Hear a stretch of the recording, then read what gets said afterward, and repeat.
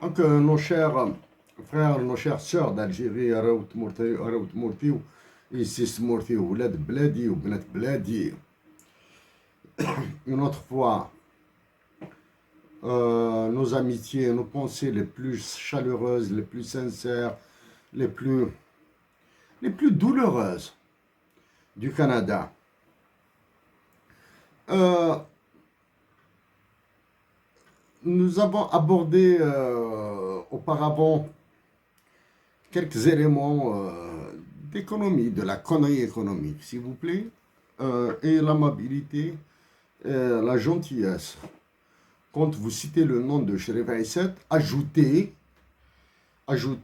l'unique Algérien qui traite l'économie de connerie. Okay? Non, nous allons mettre nos mots, nos présents mots en introduction. Hein?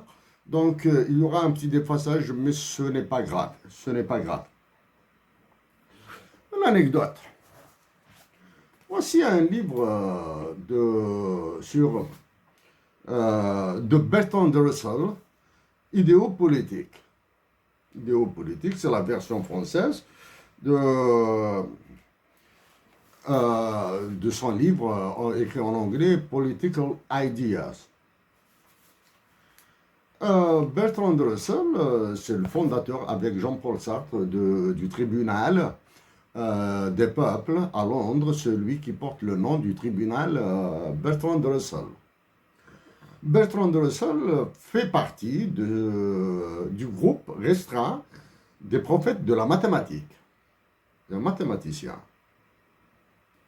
C'est un philosophe et il a obtenu le prix Nobel de littérature en 1950. Nous disons bien, hein, le prix Nobel de littérature en 1950. Donc ici, pour mieux comprendre les enjeux de relations internationales, les enjeux économiques, les enjeux de développement, le premier conseil que nous vous donnons, c'est de les puiser dans la littérature. Hein, dans la littérature, la poésie bien sûr, et la musique, le chant, hein, la poésie chantée. Hein. Donc il faut commencer par la littérature, les contes populaires, la tradition, les enseignements historiques, etc. Donc Bertrand Russell est un prophète en mathématiques, philosophe inspiré par John Stuart Mill, prix Nobel de littérature, orphelin de père et de mère. Qu'est-ce qu'il a subi comme opprobre, comme insulte en Angleterre, au Royaume-Uni? Il a été licencié, c'est-à-dire exclu du collège dans lequel il enseignait. Un collège, hein, c'est une université, hein, dans laquelle il enseignait. C'est la première. Il a été envoyé en prison par les militaires anglais du War Office à la veille de la Première Guerre mondiale. De la Deuxième Guerre mondiale. Il a été envoyé en prison. Il a été emprisonné. C'est-à-dire, là, c'est la preuve que les militaires sont des idiots, des imbéciles, des bornés, etc. Tout, absolument tout. Hein. Les militaires anglais du War Office, c'est-à-dire l'équivalent de l'état-major, ils l'ont envoyé en prison pour l'empêcher de donner une conférence sur la paix, sur l'économie, sur la justice et les injustices, bien sûr. Quand nous parlons de justice, il faut toujours penser à l'injustice. Hein? Il a été envoyé en prison pendant 6 mois. Donc, il a été licencié de son école. Il a été envoyé en prison pendant 6 mois. C'est un spécialiste de Leibniz, Wilfried Leibniz. Wilfried Leibniz, peut-être avec David Hilbert, Grothendieck et d'autres, Kurt Gödel, John Nash, Ce sont eux qui ont donné le statut de religion à la mathématique. Hein.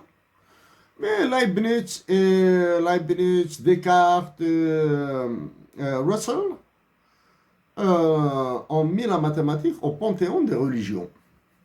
Voilà. Donc les militaires l'ont envoyé en prison pour l'empêcher d'agir pour la paix. Voilà. Qu'est-ce qu'il a fait en prison pendant les 6 mois de sa détention? Il a écrit Introduction à la philosophie mathématique.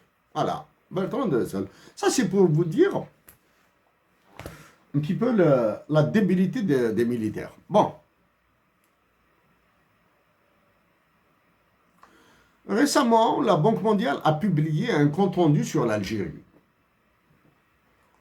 Nous l'avons lu, bien sûr. À titre personnel, et c'est triste de le dire, nous le disons, c'est triste de notre part, mais nous le disons. C'est par honnêteté intellectuelle, c'est honnêteté intellectuelle que nous le faisons.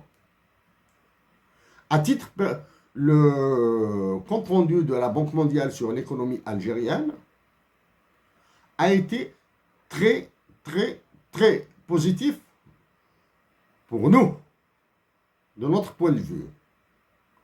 C'est-à-dire le temps, la teneur et ce qui est dit à l'intérieur nous satisfait pleinement. Voilà. Nous sommes très, très, très satisfaits du temps, de la teneur et du contenu du compte rendu, de la publication de la Banque mondiale sur l'Algérie. Mais pour vous, chers compatriotes, chères sœurs, enfants, les travailleurs d'Algérie, nous sommes tristes de vous le dire, qu'ils vont vous massacrer.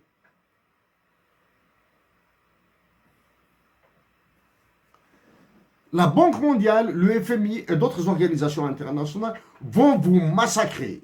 Et avec la présidence actuelle de l'Algérie et l'état-major de l'armée actuelle, ils ne feront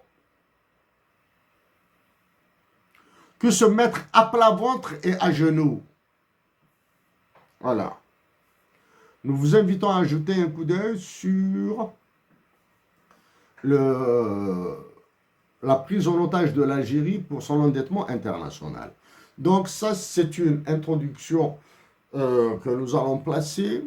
Nous sommes extrêmement inquiets par l'action du Fonds monétaire international en Algérie en ne disant rien. Ne rien dire, ne rien faire est une action. Ne rien faire, ne rien dire est une action que vous pouvez qualifier de non-action. Voilà. Très, très inquiet.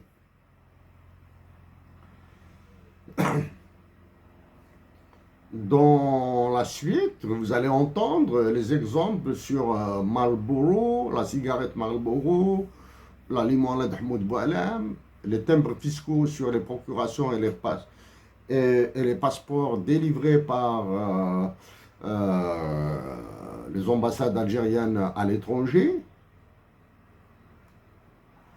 Pour cela, nous avons contacté une organisation internationale qui travaille avec la Banque mondiale et le FMI, mais qui n'appartient pas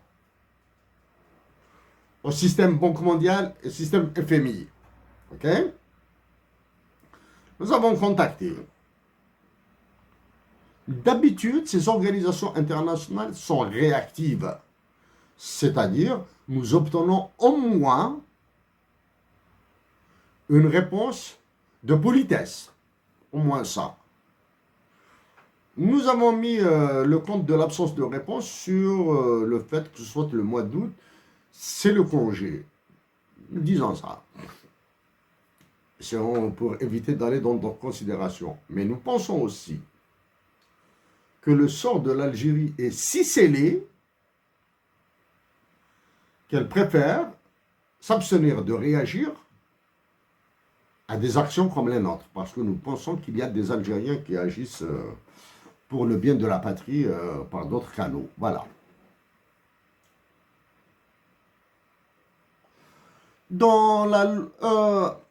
À la présidence de la République, du moins à ceux qui se prennent pour des fonctionnaires de la présidence de la République, etc., à celui qui se prend pour le président de la République, à celui qui se considère comme le chef d'état-major de l'armée et les généraux qui sont dans l'état-major de l'armée et qui doivent partir le plus tôt possible, en particulier ceux qui ont fait de la prison.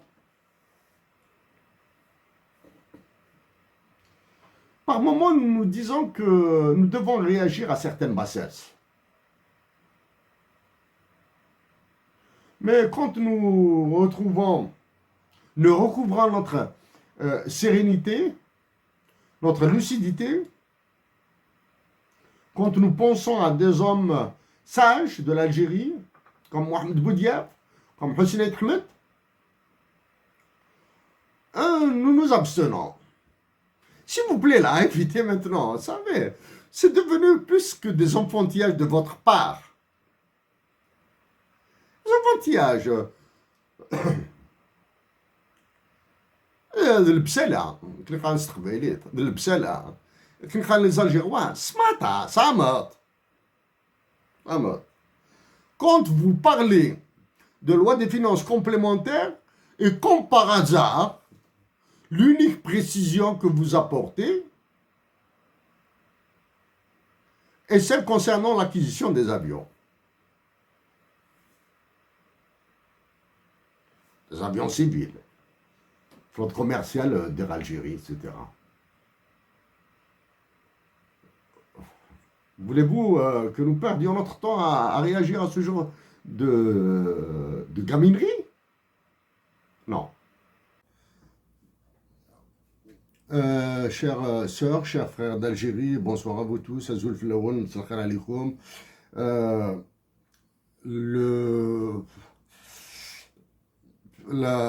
Ce qui se passe, ce que nous vivons tous, que nous soyons en Algérie ou expatriés, est très douloureux, fait très mal. Dans notre pays, notre patrie. Les douleurs de notre patrie nous font mal, nous font très mal.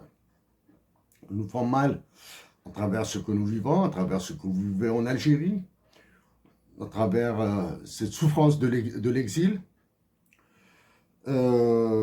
Certes, probablement, vous penserez à raison que nos mots d'aujourd'hui auront un rapport avec celui qui est venu et qui est confirmé qu'il a mis notre patrie à genoux. Nous parlons bien de patrie, il a mis notre patrie à genoux. Nous sommes désolés peut-être de vous décevoir. Nous allons revenir sur des informations qui se sont produites à partir du 5 juillet 2022, le 20 août 2022, et pour ce viol qui est en train de subir notre patrie, attendons quelques jours. Ce que nous disons aujourd'hui, que tous les sujets abordés dans le cadre,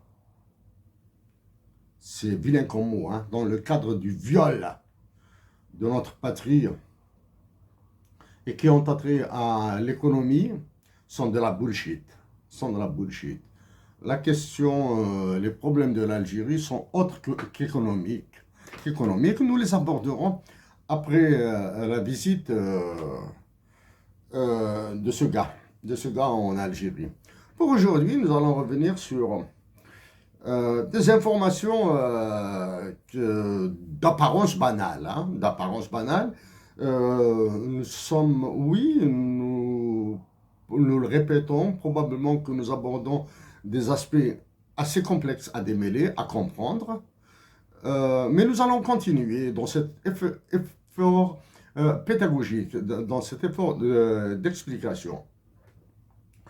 Bon, l'élément central qui peut s'autodispenser de pédagogie, c'est le renouvellement de l'état-major de l'armée.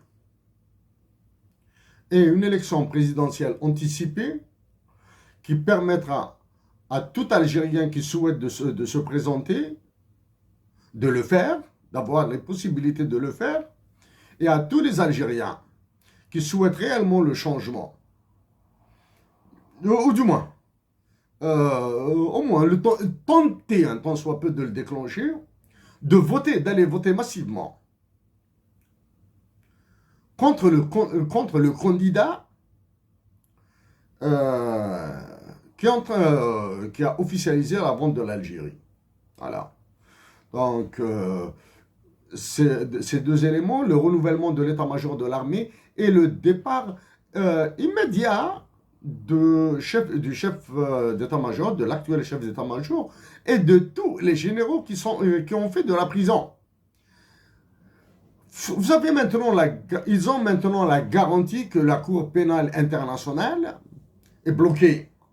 Donc, de ce côté-là, il n'y a aucun risque pour vos vies. Donc, partez et arrêtez de vendre ce qui reste de la patrie. Une information banale pour vous tous, banale du moins. Pour vous tous, nous pensons à la majorité des Algériens. Récemment, l'ambassadeur de l'Algérie aux États-Unis d'Amérique, à Washington, a été relevé de ses fonctions. Bon, bien sûr, comme toujours, aucune information sérieuse n'a été publiée pour expliquer, ou du moins donner les motivations, les causes, les raisons de ce limogeage. Mais nous l'affirmons, que ce limogeage a un rapport direct avec ce qui attend l'Algérie de la part de la Banque mondiale et du Fonds monétaire international. Ça, c'est d'un côté. D'un autre côté, c'est plus lourd, le travail de pression des États-Unis d'Amérique sur l'Algérie. Comme tous les ambassadeurs, tous, nous disons bien tous, et sans aucune exception, comme tous les ambassadeurs algériens dans les autres capitales mondiales, dans tous les pays où l'Algérie dispose d'une ambassade, ce sont des pantouflés, incompétents et nuls. Ça, c'est côté valeur professionnelle. Côté patriotique, ils sont dénués de toute once de patriotisme, au même titre que ceux qui sont à la présidence de la République et à l'état-major de l'armée. Voilà. Donc, enlever celui de Washington, de Paris et de Moscou, laisser celui de Stockholm, d'Oslo ou de Johannesburg, c'est du pareil au même. Voilà. Un autre élément qui paraît banal,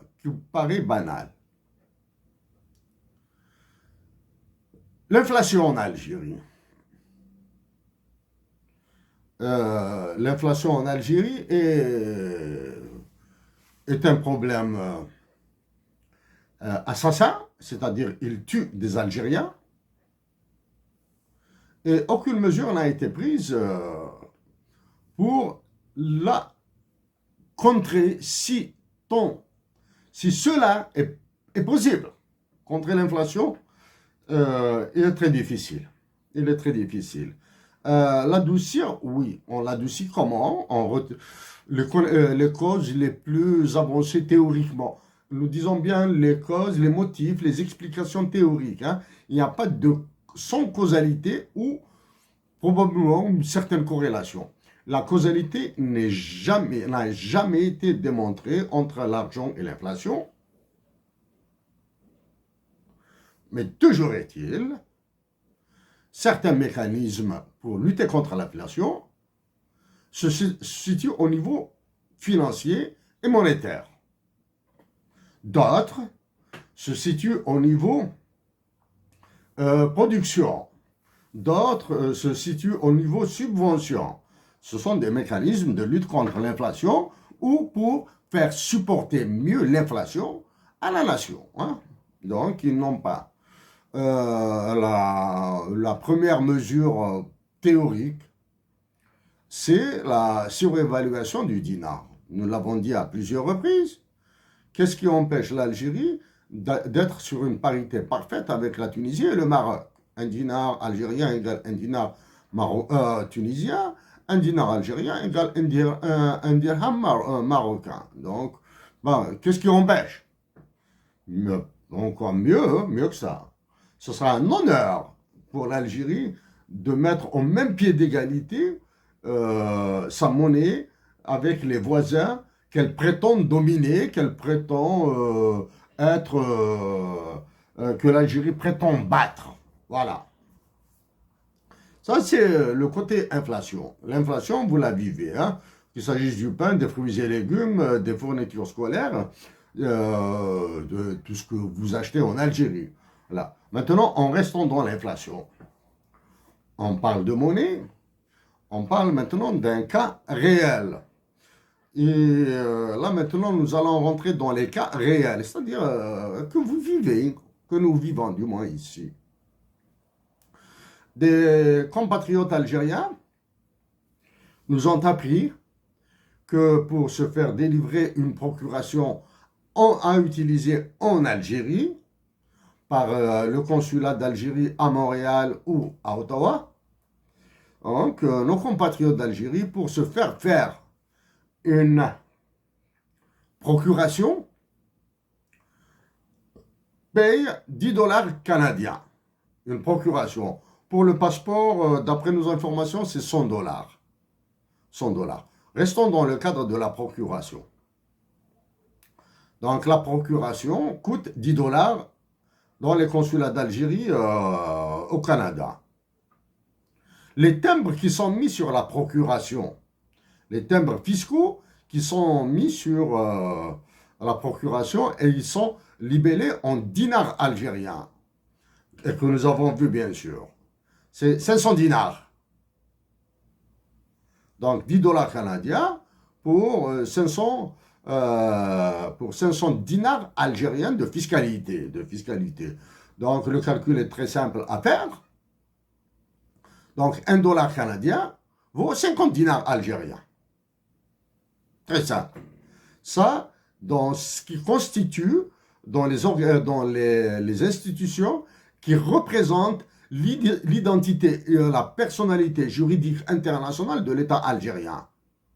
C'est-à-dire, c'est au niveau des consulats et des ambassades. Donc, 1 dollar canadien coûte 50 dinars algériens. Donc, cet élément, cet exemple concret, réel, montre que c'est une continuation de ce que nous avions dit auparavant, de ce que vous pensez tous. Cette valeur, 1 dollar canadien pour 50 dinars algériens, est la preuve que l'État algérien se déteste lui-même, s'insulte lui-même, s'avélit par lui-même. C'est l'État algérien. C'est l'État algérien qui s'insulte, qui s'avélit par lui-même, qui se clochardise par lui-même, du moins qui a clochardisé l'État algérien. Nous faisons la différence entre l'État et la patrie, hein. Donc ça, c'est un élément, central. Avant de revenir sur des sujets plus profonds que ça, là, ça c'est la connerie économique. Ça c'est de la connerie. Ce que nous disons là relève de la connerie économique. Mais c'est une connerie économique. C'est à travers la connerie économique que nous voyons réellement l'asservissement de l'Algérie. C'est-à-dire la transformation en déchets, en ordures de notre patrie. C'est un élément qui nous permet de montrer concrètement. Les explications sont beaucoup plus profondes que ça et beaucoup plus complexes et nous allons les aborder quand celui qui est en train de faire ses besoins en Algérie aura terminé de les faire. Voilà. Donc, $1 canadien vaut 50 dinars. À quoi sert le taux de change de la Banque centrale? À quoi servent les taux de change sur les marchés financiers internationaux du dinar algérien contre les autres monnaies? Bon, mais maintenant, ils servent à quelque chose. En plus de ce que nous avons dit, la clochardisation, la transformation en déchets de l'Algérie par les Algériens eux-mêmes. Ceux qui détiennent le pouvoir de la décision et surtout de la violence et de la répression. Voilà, l'Algérie. Donc ça, c'est un élément matériel. Maintenant, on va toucher un autre sujet, toujours en rapport avec le dinar algérien. Ceux qui connaissent Montréal, ou même les personnes qui ne sont jamais venues à Montréal, doivent savoir qu'un paquet de cigarettes Marlboro algériennes fabriquées en Algérie coûte entre 11 et 12 dollars canadiens. Là? Donc, un paquet de cigarettes Marlboro américaines, la marque américaine, coûte à Montréal entre 11 et 12 dollars canadiens.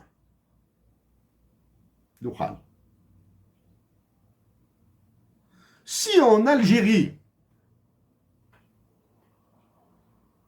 le paquet de Marlboro coûte moins de 1500 dinars algériens, nous disons bien, si en Algérie, le paquet de cigarettes Marlboro coûte moins de 1500 dinars algériens, nous le disons. La Société nationale de tabac et allumettes, ça s'appelle comme ça, celle qui fabrique la cigarette, toutes les cigarettes en Algérie. Et la voie royale pour la fuite des capitaux algériens vers l'étranger.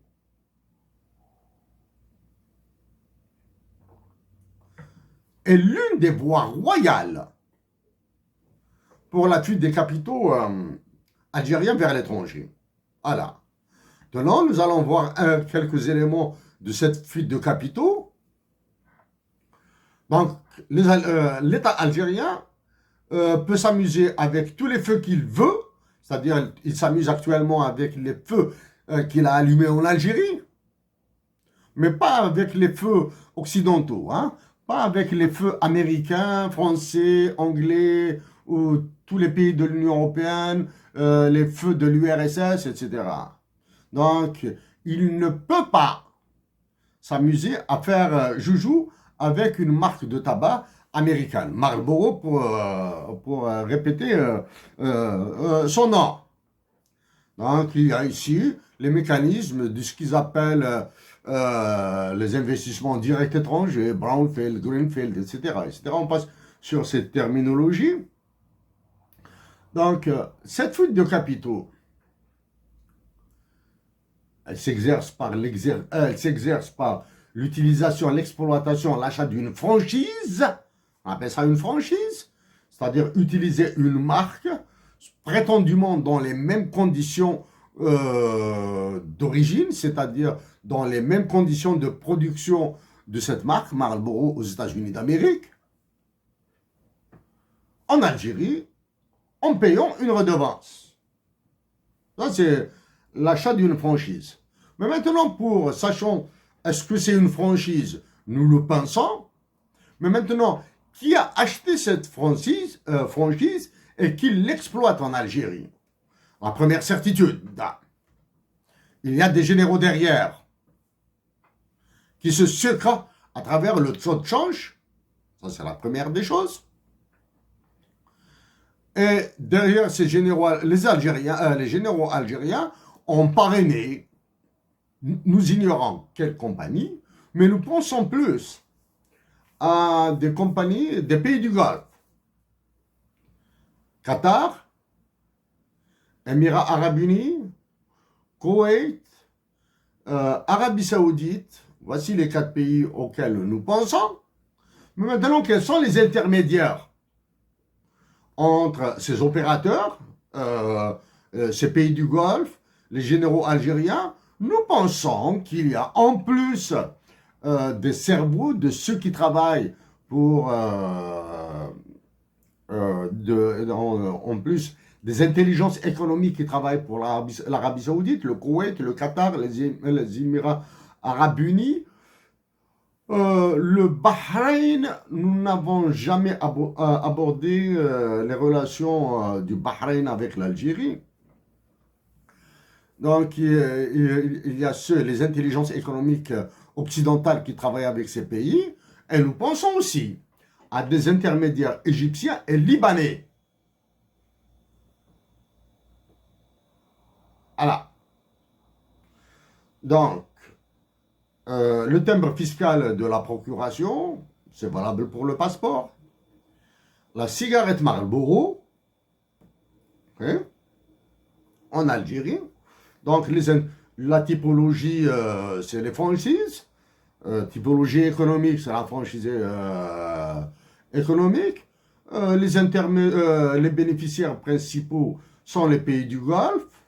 Le relais, ce sont les généraux en Algérie, parce qu'en Algérie, c'est réputé, il faut l'appui d'un général. Il faut l'appui d'un général pour ce genre d'opération. Les complicités, elles sont au niveau des banques d'Algérie, etc. Et bien sûr, les banques qui font des transferts à l'étranger. Ça, c'est l'exemple type de Marlboro. Parce qu'avant, nous évitions de citer des noms, etc., pour éviter ce côté passionnel. Hein, le côté passionnel. Ils vont se dire, voilà, c'est un tel, c'est-à-dire on personnifie le problème. Bien sûr qu'il faut personnifier les problèmes. Quand cela est possible. Parce que toute l'Algérie est victime de ces sanctions. Toute l'Algérie est victime de l'ouafagin. Ce sont des ogres. Donc voilà. Et bien sûr, en me disant ça, nous maintenant qu'il y a des assassins économiques en Algérie.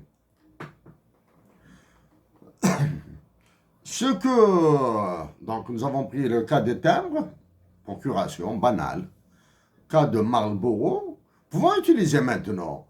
Il ne faudrait pas que les producteurs algériens se sentent morveux là. Bon, ben maintenant, nous parlons à partir de l'Amérique du Nord. L'Amérique du Nord, dans les livres de théorie économique en Amérique du Nord, on cite des noms. C'est des exemples concrets là. Nous en foutons royalement hein, des personnes, etc.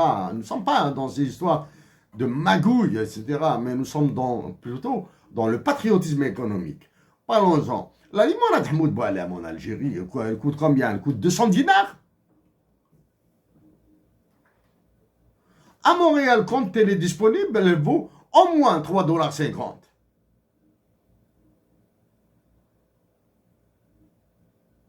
Donc, voici tous les montages, des exemples concrets là. Hein? Des exemples concrets sur le trafic, la fuite de capitaux en Algérie. Bien sûr, nous pouvons ajouter l'huile d'olive, nous pouvons ajouter d'autres produits là. Hein? Nous pouvons ajouter d'autres produits. Nous pouvons faire sortir, c'est pas nous en tout cas qui vont faire sortir ces histoires d'Adam Smith. Adam Smith et des avantages absolus ou comparatifs. Là. Comparatif, c'est David Ricardo. Hein. Voilà, maintenant, ce sont des éléments. Nous allons continuer avec peut-être 10 minutes sur ces chiffres, nous allons venir vers le fond là. Nous allons venir au fond de la situation en Algérie. Ici sur le site internet du ministère des Finances algérien.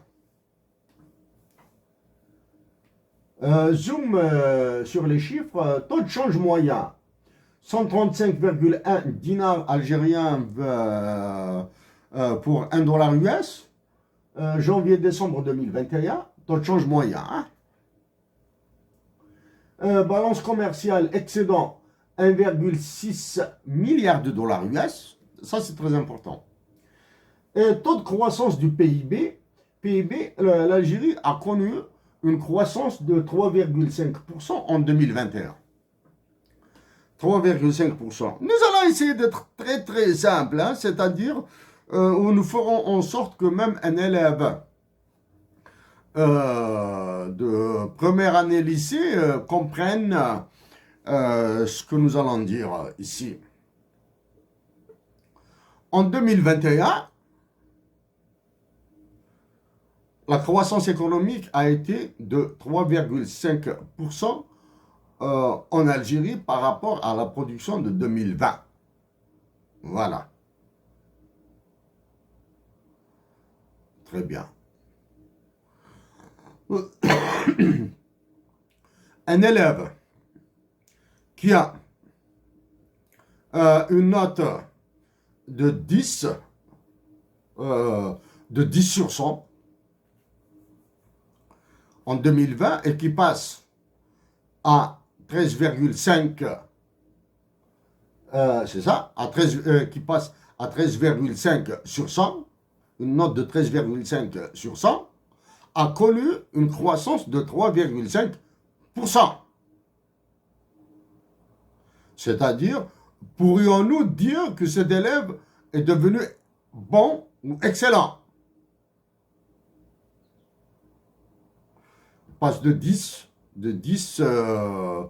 note de 10 sur 100 à une note de 13,5 sur 100. Il passe d'une note, faites les calculs avec nous, de 5 sur 100 à 8,5 sur 100. Les deux élèves ont connu une croissance de 3,5%. Est-ce que c'est l'élève qui est devenu bon? Est-ce que c'est l'enseignant qui est devenu cher? Si on calcule cette note par un coût économique de la leçon donnée par le professeur, est-ce que dans ce coût économique, il y a l'utilisation de la classe des ressources naturelles du pétrole algérien, etc. Voilà. Donc, parler de ça, uniquement de ce taux de croissance, il est indicatif. Il est indicatif. Maintenant, nous allons revenir vers l'économie.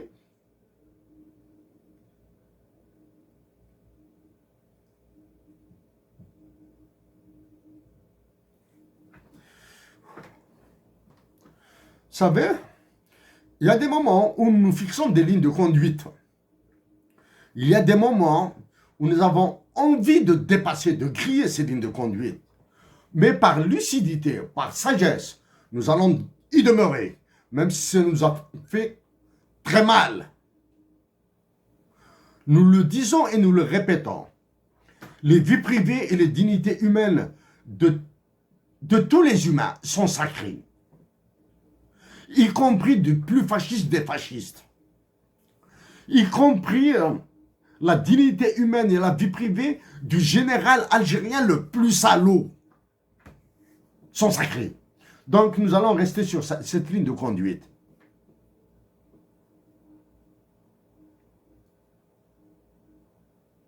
Nous allons rester sur la ligne de conduite. Que notre objectif est la paix et d'éviter l'effusion de sang en Algérie, d'éviter des morts. Et nous allons rester dans notre objectif. Notre nom, le nom de Chérif Aïssed doit être associé à la paix en Algérie. Il doit être associé à son amazérité. Voilà. Donc, le PIB en Algérie a connu une croissance de 3,5% en 2021 par rapport à 2020. Maintenant, nous allons rentrer dans ces considérations, certaines considérations. Donc, la balance commerciale, c'est 1,6 milliard de dollars. La balance commerciale est de 1,6 milliard de dollars. Donc, 1,6 milliard de dollars sur 156 milliards de dollars à peu près, environ. Disons que c'est 1%. 1%. Donc, la croissance restante de l'Algérie est de 2,5%, 2,5%. Nous enlevons ce qui est appelé la balance commerciale.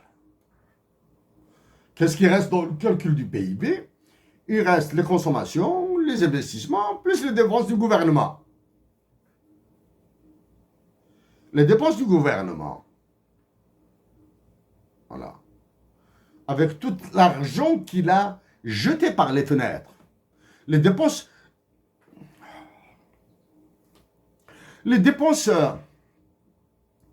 ordonnées par celui qui se prend pour un chef d'état-major. Idiot, débile. Il est plus débile, il est plus idiot, il est plus incompétent que tous les militaires de la planète. Et ceux qui ont accepté son diktat, les généraux qui acceptent son diktat, les dépenses pour l'armée, disons qu'elles vont, c'est 1,6 milliard de dollars, disons qu'elles représentent 2 milliards de dollars. Les 2 milliards de dollars, disons qu'ils représentent 1,2% de la croissance. Ça, c'est... donc, les 2,5% moins 1,2%, il reste 1,3% de croissance. Le 1,3% de croissance vient des investissements et de la consommation des individus. Ce que nous mangeons, même si nous résidons au Canada, nous mangeons, nous consommons en Algérie. Oui, nous consommons en Algérie, nous le disons. Nous sommes résidents canadiens, au Canada, mais nous consommons en Algérie. S'il y a des économistes qui veulent challenger Arwahat la bagarre là. Allez, venez vers la bagarre là. Au moins, la bagarre théorique. Venez là. Consommant donc, il reste 1,2 ou 3% là, de la consommation et des investissements. Les investissements. C'est en 2015 que nous avons parlé d'extractivisme. Donc les investissements, c'est les Turcs. Et en attendant, les pays du Golfe là, Sahara, pour le sud. Donc les investissements, comme nous l'avions dit en 2015, l'Algérie va donner ses ressources naturelles en perdant de l'argent pour enrichir d'autres. Reste un petit peu dans les consommations, un peu de croissance dans les consommations individuelles, consommation domestique.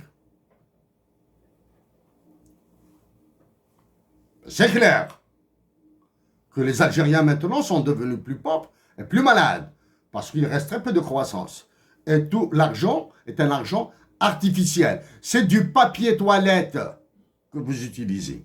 Voilà. Maintenant, la croissance. Ça, c'est une explication globale. Maintenant, nous allons rentrer un peu plus dans un aspect peut-être un peu plus fin. Un peu plus fin. Nous avons vérifié ces chiffres auprès de la Banque mondiale et du FMI. Ah là.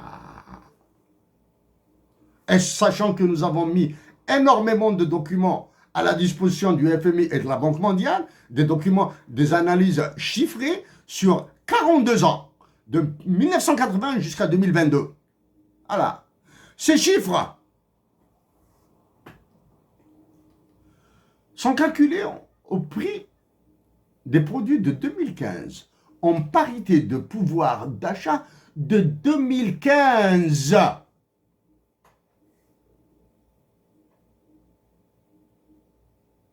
C'est-à-dire, ils ont caché l'inflation. En d'autres termes,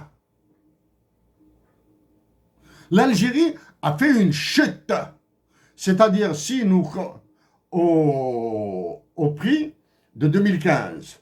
Donc l'Algérie est toujours en récession, avec 1,6 milliard de dollars, hein, 1,6 milliard de dollars d'excédent commercial. Excédent commercial qui a été obtenu en réduisant les prix sur le gaz et le pétrole algérien, ça. Hein? N'oubliez pas ça, c'est l'histoire d'Espagne, d'Italie et de France, là. Donc, ils ont baissé les prix. Nous vous invitons à jeter un coup d'œil sur ce que nous avons dit auparavant. Ils ont baissé les prix, ils ont augmenté les quantités et nous avons eu 1,6 milliard de dollars d'excédent commercial. Ça, c'est un autre aspect que nous allons aborder rapidement la semaine prochaine, du moins dans 4 ou 5 jours, le temps que celui qui est en train de foutre en l'air l'Algérie rentre chez lui, là. Donc, ces prix sont de 2015. Ceux qui s'intéressent à ça doivent savoir que la détérioration de la nature, que le bonheur des Algériens, le bien-être des Algériens est exclu de ce calcul.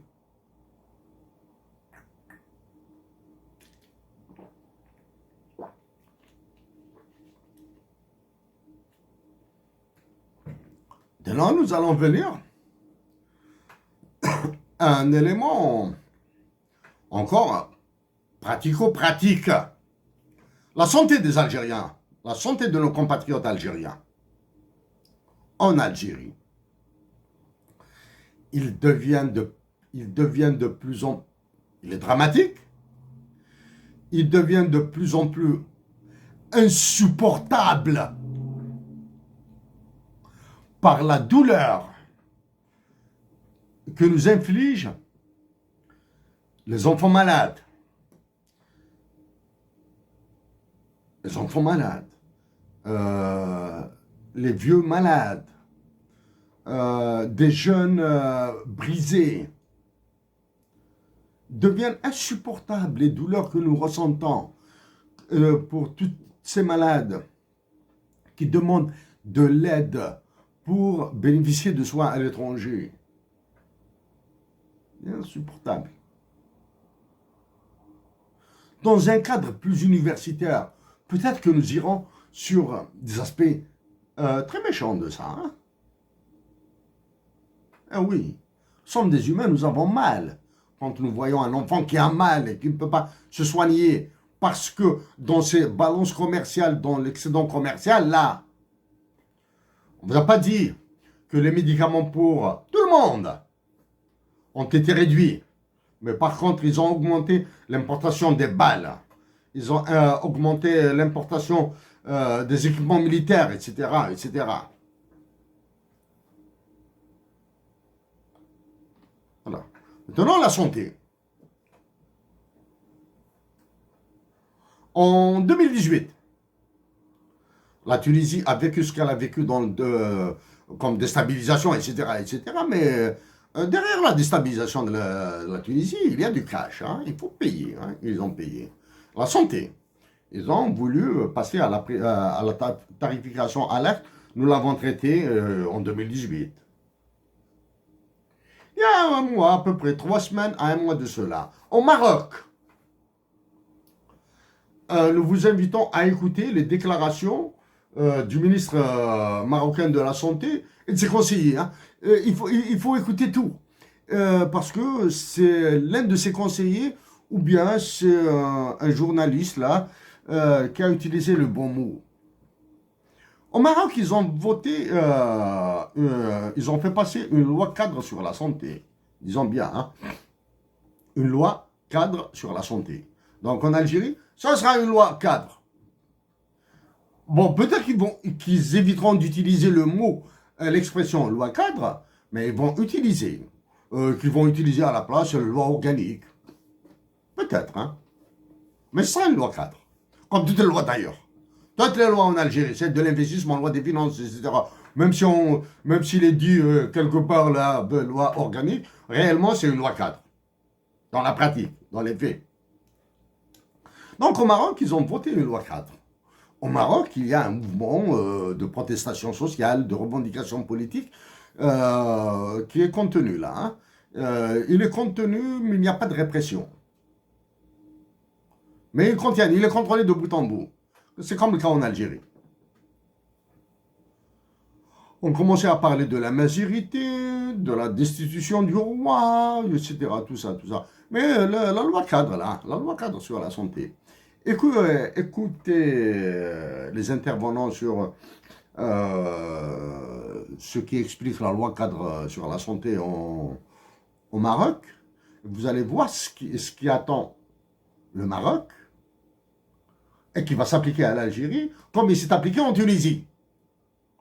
En Tunisie, ils ont freiné. Nous savons qu'ils ont freiné. Voilà. Donc, s'en vient le massacre officiel, formel, de la santé en Algérie. Donc, nous avons abordé le taux de change, nous avons abordé la croissance, la valeur de la monnaie Algérie, Maroc, Tunisie, le taux de croissance et la loi sur la santé. S'il vous plaît, la loi sur les finances, la loi complémentaire sur les finances, la loi sur les investissements votée par des députés qui ne comprennent même pas, des députés qui ont des difficultés à lire leur extrait de naissance. Acte de naissance, ils sont incapables de le lire et de le comprendre. Ils votent des lois organiques, ordinaires, tout ce qu'ils veulent là.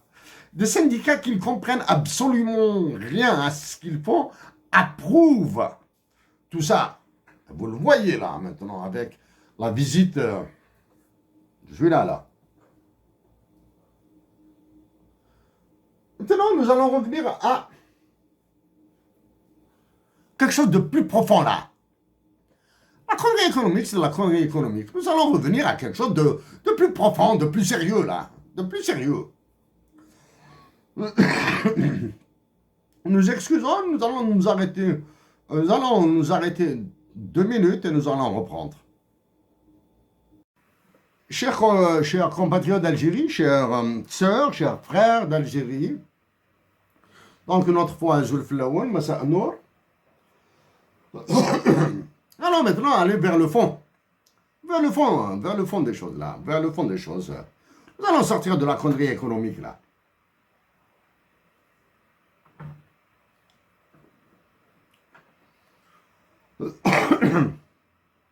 Des compatriotes algériens qui travaillent, qui militent, qui agissent pour l'indépendance de la Kabylie sont menacés.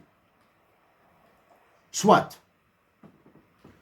Menacés, c'est de la nature et de la nature des dictatures militaires, des régimes fascistes. Ça, c'est la menace. La nature. Bon, bien sûr, les dictatures militaires et les régimes fascistes poussent le bouchon un peu plus loin, c'est-à-dire assassiner, tuer, pour eux,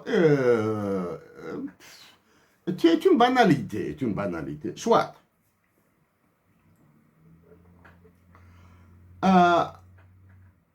Pour nous revendiquons 3 actions, nous revendiquons 3 actes principaux. La dotation de l'Algérie d'un hymne national bilingue, le recouvrement intégral de la majorité de l'Algérie et le maintien de l'intégrité territoriale, voire mieux, étendre l'Algérie en trouvant des compromis, des arrangements avec le Mali et le Niger, c'est-à-dire pour qu'ils nous donnent le nord du Mali et le nord du Niger pour une gestion à la manière taïwanaise. Voilà. Donc voici les 3 fondamentales, nos 3 fondamentales pensées, nos objectifs principaux. La dotation de l'Algérie de l'hymne national bilingue, et nous allons la reprendre maintenant. La majorité de l'Algérie et le maintien de l'intégrité territoriale du pays, voire son extension. Donc, pour encore vous maintenir, vous avez augmenté maintenant la pression, vous avez fait monter la pression, sachant que vous ne l'avez jamais fait baisser, sur le jugement et la condamnation, à coup sûr, de certains indépendantistes kabyles, en oubliant les indépendantistes chaouis, les indépendantistes mozabites, les indépendantistes tergis. Vous les oubliez ça, hein? Et pour être plus précis dans nos mots, vous visez Farhat Mehenni.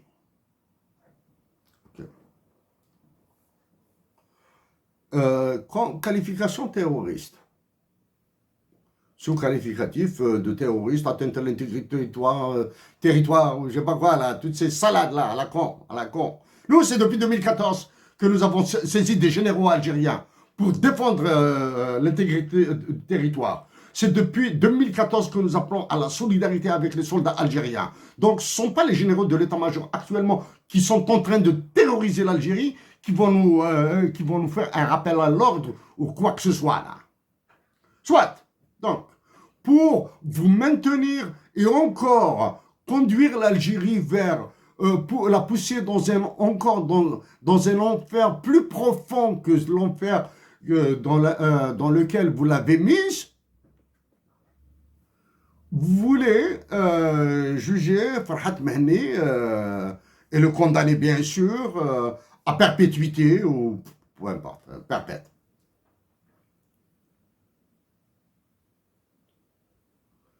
Nous faut-il argumenter contre la stupidité de cette pensée-là?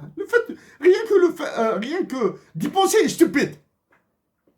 Le sort de l'Algérie ne se décide pas autour d'un verre de whisky ou bien en s'allongeant dans son lit, en se réveillant le lendemain matin et en donnant l'ordre à celui qui se prend pour le président de la République de faire ça, et encore.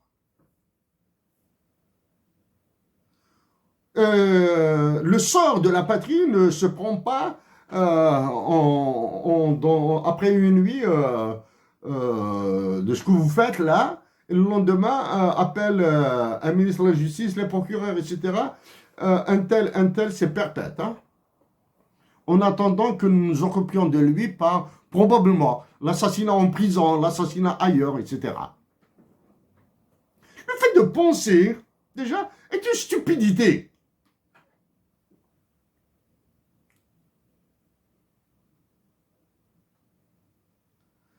Le fait d'embraser la Kabylie, et ce que vous êtes en train de refaire, parce qu'il n'y a que la Kabylie qui vous intéresse, qui vous permet de vous maintenir dans l'idiotie de Kabyle,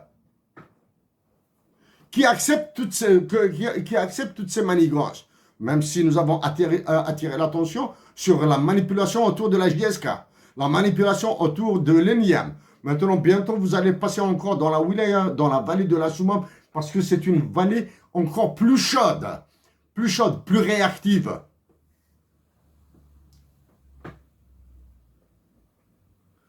C'est vous qui avez partitionné l'Algérie. Il y a encore des sujets que nous n'aborderons pas là. Il y a des sujets plus complexes que ça. Nous éviterons là. Nous allons rester dans ce canal de la paix là.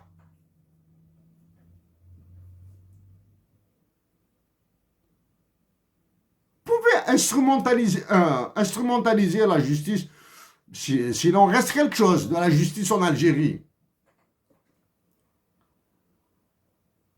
Vous pouvez condamner Farhat Mehenni par contumace, comme vous le faites pour d'autres, là. À la peine de mort. Condamnez-le. Est-ce que vous serez plus patriote?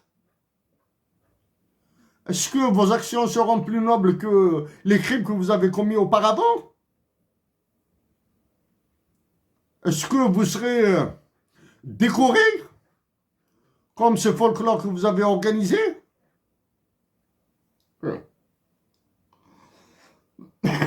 La destruction de l'Algérie a été vérifiée depuis au moins 2013. Nous restons 2013.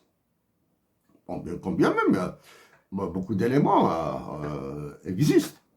L'assassinat de Alim Siri, l'assassinat de Khidr, l'assassinat de Karim Belkacem, l'assassinat d'Amzel Kamal, la torture, les souffrances subies par Mohamed Haroun à la prison de Lombez pour sa défense et son combat pour la majorité de l'Algérie. Et tant d'autres là, hein, et tant d'autres.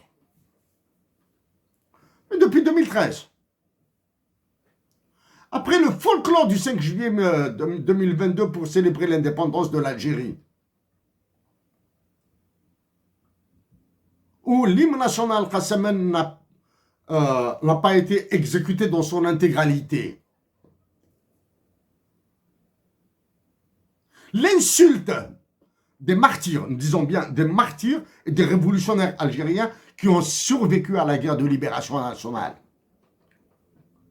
L'insulte des martyrs, des révolutionnaires, des martyrs et des révolutionnaires algériens qui ont survécu à la guerre de libération nationale a été, vous en avez fait, elle a atteint le sommet de l'abjection de l'insulte le 20 août 2022 pour la célébration, la commémoration. Nous ne pouvons pas dire qu'il s'agit d'une célébration, il s'agit d'une commémoration. Dans votre cas, pour nous, c'était une célébration. Du congrès de la Souma.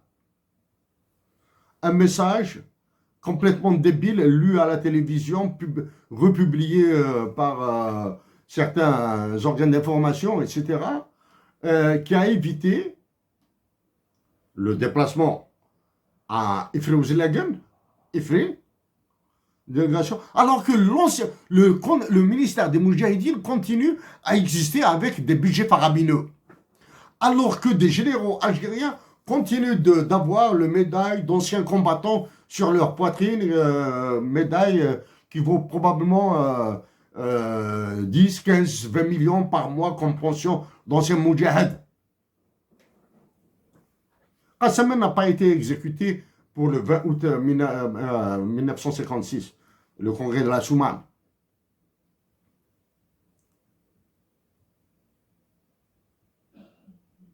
Et vous voulez condamner les autres pour haute trahison, pour antipatriotisme, pour appel pour appel soi-disant atteinte au moral des troupes, je sais pas moi là, etc., etc. C'est vous qui portez atteinte au moral des troupes là. Ça c'est pour les droits de l'homme. Vous continuez, comme vous allez le remarquer maintenant. Nous cessons de demander la libération de tous les détenus politiques en Algérie, et il en existe. Nous cessons de revendiquer, de demander la libération de tous les détenus politiques en Algérie. Mais nous leur disons notre solidarité, notre cœur est avec vous.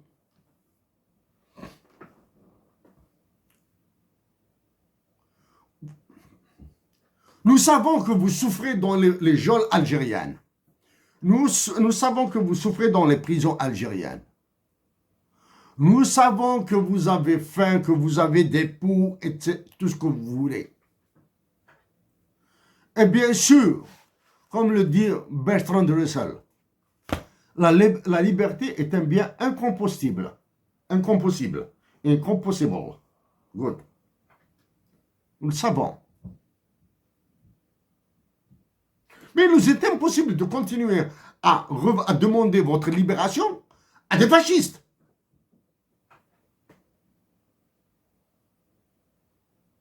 Il nous est impossible de continuer à demander votre libération, votre élargissement, quand la justice est écrasée, quand le patronat, les avocats, sont incapables de s'exprimer. Mais nous disons que nous continuons à dire notre honte d'avoir un tel état-major. Et durant, à l'occasion du 20 août 2022, dans les communiqués que nous avons lus, communiqués officiels, hein, les textes officiels, il y a toujours digne héritière de l'ALN, l'ANP, Armée nationale populaire, digne héritière de l'armée de libération nationale. Mon œil.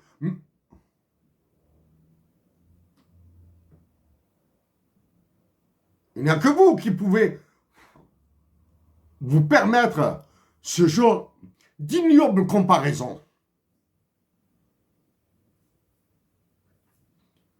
L'armée de libération nationale a été constituée avec des volontaires, avec des pauvres, avec des gueux, avec des patriotes qui ont accepté des dominations de grade, commandant de secteur, capitaine, lieutenant, sous-lieutenant.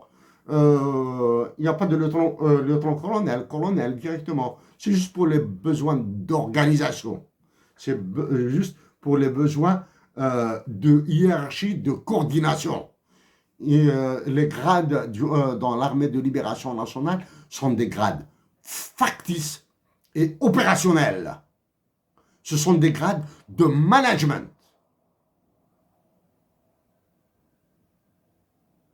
De commandement, certes, mais d'un commandement pour la libération de la patrie. Il y a eu une augmentation de gradés, une augmentation de grade, hein? Général, général-major, général de corps d'armée, etc. Ça, c'est une augmentation. Ce n'est pas une promotion, pour la subtilité du mot. C'est juste une augmentation. L'armée algérienne est l'unique, peut-être, après l'armée birmane, est l'unique à avoir des généraux d'état-major en prison. Parce que ça se passe comme ça en Birmanie. En Birmanie, ils viennent de refoutre en prison en Sucre. Il n'y a que ça. Quand celui qui est en train de vous écraser, quand celui devant lequel vous vous êtes écrasé rentrera chez lui en France, nous allons revenir là. Nous allons lui dire nos mots là. Donc, nous avons parlé des droits de l'homme. Oui, les droits de l'homme sont violés, sont massivement violés en Algérie, etc. L'année passée, même s'il y a eu des incendies un peu partout en Algérie, les incendies qui avaient touché la Kabylie ont été sous, permettez-nous l'expression, sous les feux de la rampe. Un mouvement de solidarité extraordinaire, ça c'est un mouvement de solidarité extraordinaire, mais dramatiquement mal géré.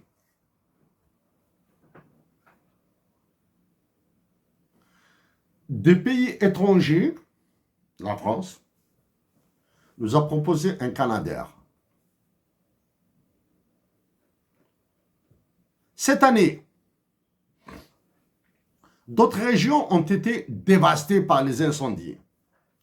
Pour partie criminelle, pour partie naturelle. Maintenant, comment se fait la distinction entre l'incendie criminel et l'incendie naturel? S'ignorant tout là. Non, du moins. Probablement que ce n'est pas le moment d'aborder la distinction hein, entre l'incendie criminel et l'incendie naturel. Des femmes, des enfants, des vieux, des vieilles, des familles ont été décimées. Une certaine solidarité, inspirée par la solidarité de la Kabylie, a été organisée par l'État.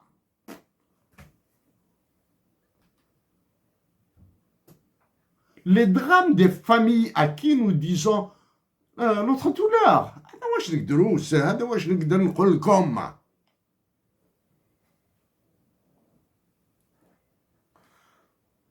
si c'est uniquement parce que nous avons essayé de faire des actions à partir du Canada, mais malheureusement, hein, ce sont des actions qui demandent de la mobilisation humaine, qui demandent des sacrifices de temps et d'argent. Ces sacrifices ont été absents. Oui, nous avons très mal là. Une femme qui perd ses enfants, des enfants qui perdent leur maman, une femme, des enfants qui perdent leur père, des pères qui perdent leurs épouses et enfants, des grands-parents, des oncles, des cousins qui perdent les leurs. la nature qui prend un coup, le cheptel qui prend un coup, et par effet de conséquence, effet d'entraînement, l'emploi, le chômage, etc. Et quand nous parlons d'emploi, de chômage, ça veut dire il y aura du crime économique, il y a du crime social et il y a du crime criminel, du crime de tuerie, des tueries. Et il y aura l'expansion des marchés des drogues, des gangs qui vont se constituer et la criminalité qui va s'installer en Algérie comme au Guatemala, au Salvador. Nous l'avons abordé il y a longtemps, ça. Hein. Ça, ce sont des sujets que nous avons abordés par anticipation. Bon. Donc, allez-vous continuer à faire le déni sur la majorité de l'Algérie? Vous pouvez le faire. Mais c'est vrai qu'actuellement, des voix se sont tues, mais elles ressurgiront. Si la fougue, la hargne, le courage de Lounes Matoub se sont éteints, ils vont revivre. Si le génie de Mohamed Haroun est difficile à remplacer, il y aura des lumières, même faibles, même petites lumières, qui vont continuer.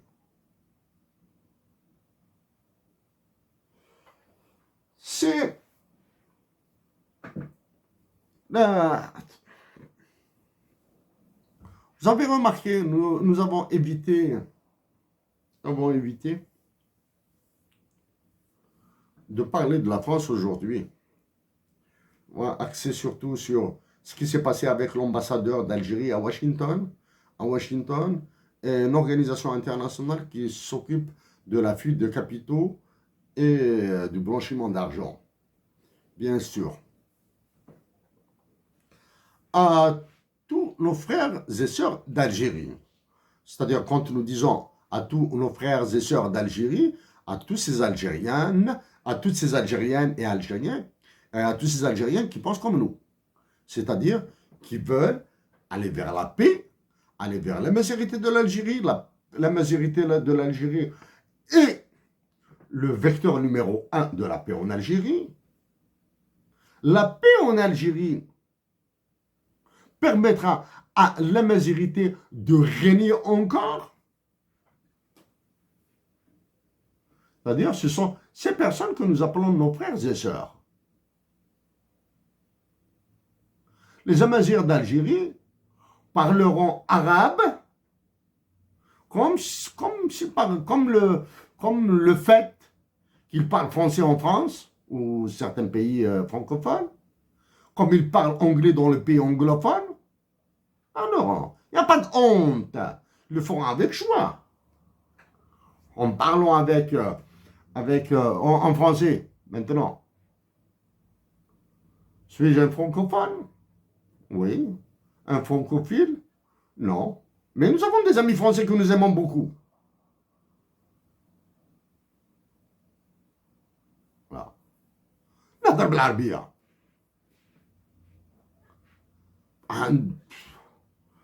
نهضر بالعربية تاع الجزائر. شكون نحشم؟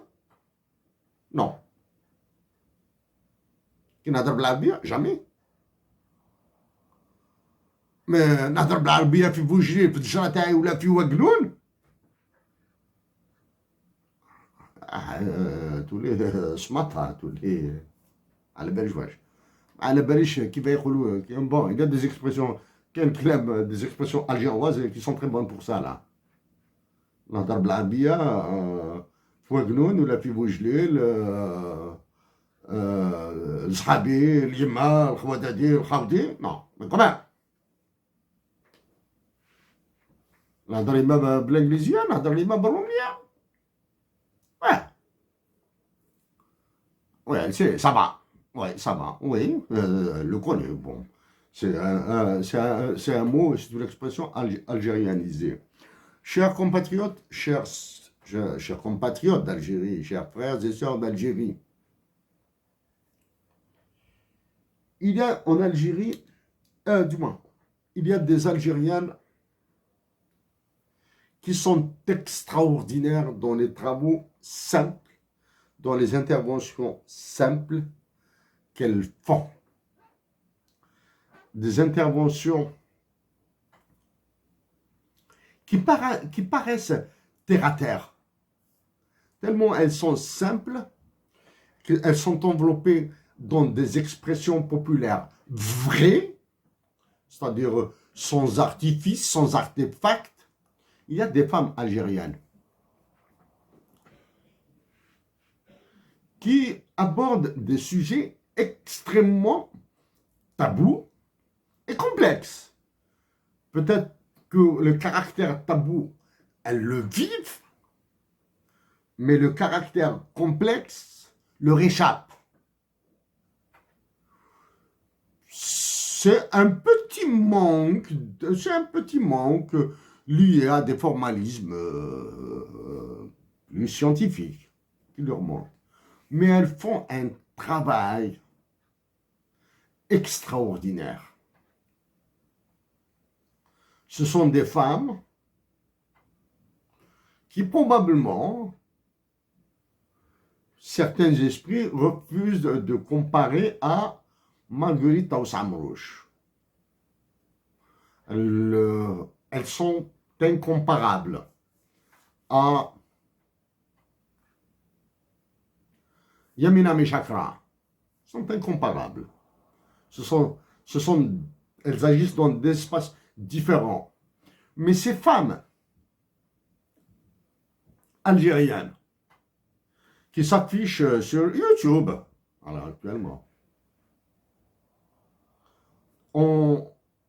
dans des interventions qui touchent absolument à tous les sujets algéro-algériens, à tous les sujets kabylo-algériens, à tous les sujets kabylo-kabyle, etc. Font un travail génial.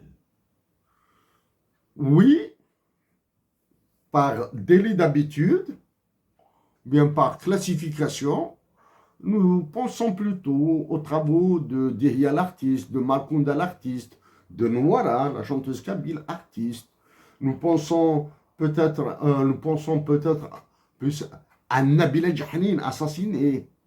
Le travail de fond qu'elle faisait, c'est un travail probablement plus soutenu, mais le travail de ces femmes kabyles qui s'affichent sur YouTube, en train d'aimer leur mari, en train d'aimer la Kabylie, en train d'aimer l'Algérie, en train de cuisiner, en train de chanter, en train de danser, qui vous parlent mariage, divorce, revenus, c'est-à-dire les gains, etc., les différences de vie, elles font aussi un travail d'artiste. C'est un travail d'artiste, c'est un travail militant. Je ne peux pas aller à l'université écrire des livres et parler comme certains crétins des salons parisiens, là. Non, ça ne marche pas, ça. C'est le travail, c'est ce genre de travail de fourmis, de femmes qui osent. Oui, bien sûr. Il y a des moments, où nous saisissons très bien la subtilité, nous apprécions énormément l'intervention, ou du moins, les petits bouts que nous écoutons. Et il y a des moments où on se dit, bon, nous disons, pour aujourd'hui, là, c'est un peu léger. Mais les femmes algériennes,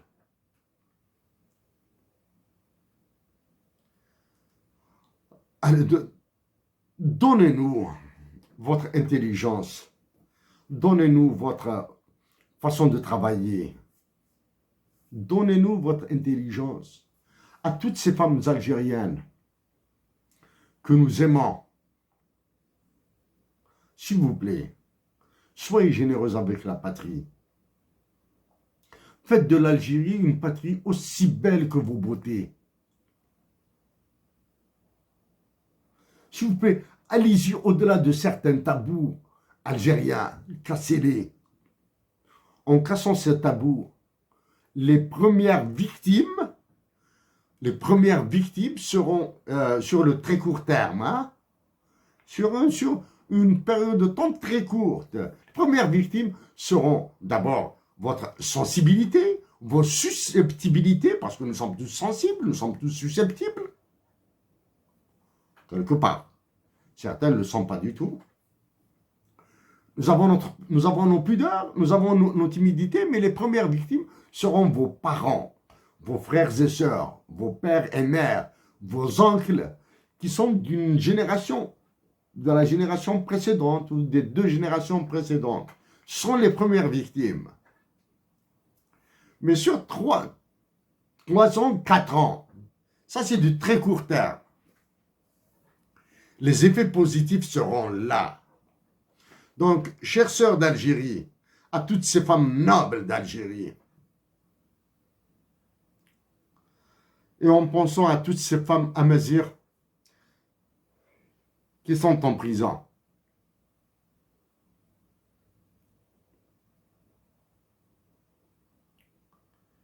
c'est de la langue de bois, nous sommes désolés de vous le dire comme ça. Votre détention, faites de votre détention la libération de l'Algérie. Nous vous disons seulement, chères sœurs d'Algérie, donc à toutes ces femmes, nous avons honte par notre incapacité. À ces Algériens de la présidence de la République, de l'état-major, du gouvernement, des assemblées, etc. Après le départ de celui qui vous a mis à genoux là, qui vous a mis à plat ventre, nous allons revenir. Parce que